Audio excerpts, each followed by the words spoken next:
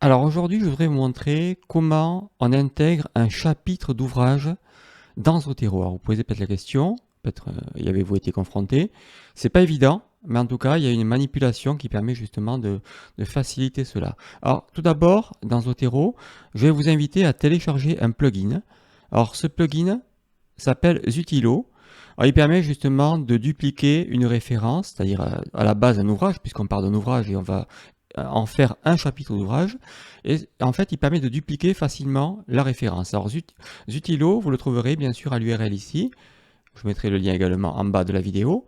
Et vous pourrez le télécharger ici en téléchargeant le fichier XPI. Alors vous ferez un clic droit, enregistrer sous, et vous l'enregistrerez après, bien sûr, sur votre disque dur. Après, vous reviendrez sur Zotero.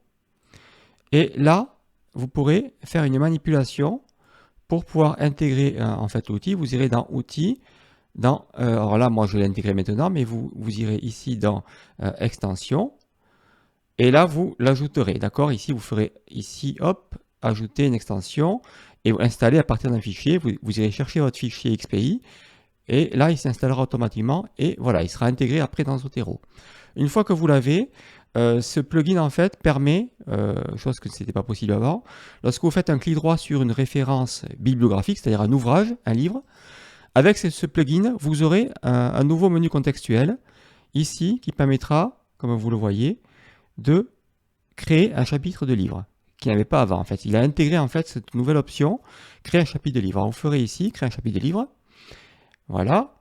Et là, Zotero vous ouvre avec ce plugin une nouvelle interface, un nouveau menu, où là vous allez pouvoir, ici en titre, indiquer le chapitre, l'intitulé du chapitre de votre livre.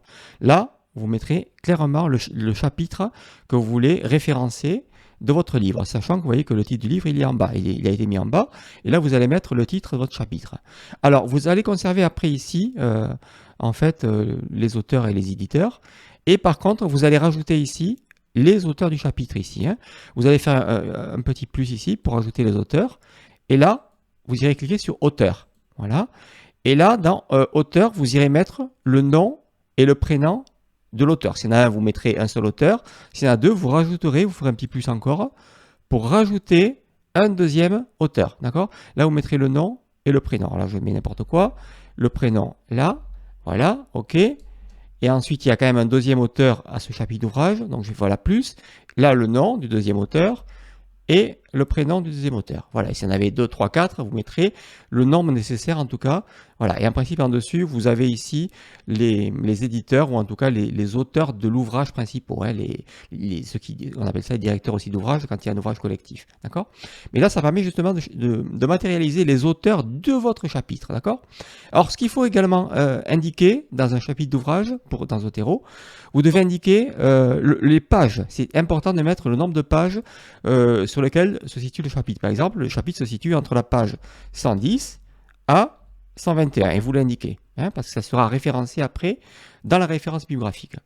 Et voilà, une fois que vous avez indiqué en tout cas, c'est important, les auteurs, l'auteur ou les auteurs, et ensuite les pages ici, votre référence est créée, voilà, vous n'avez plus finalement qu'à sortir de là après, voilà, ici, et alors, chapitre d'ouvrage, mais je n'ai pas mis, alors là, vous mettez votre chapitre d'ouvrage, voilà, hop, et votre référence est créée. Ça y est, maintenant vous voyez bien qu'ici, au milieu, on a la référence, on a le chapitre d'ouvrage, c'est comme étant un chapitre d'ouvrage. Avant, on était parti d'un ouvrage, d'un livre, et là, on a vraiment un chapitre d'ouvrage. Non, maintenant, la référence, lorsqu'on va la générer, quel que soit le format, eh bien, on aura une référence d'un chapitre d'ouvrage que l'on pourra copier-coller ou insérer automatiquement dans votre référence bibliographique.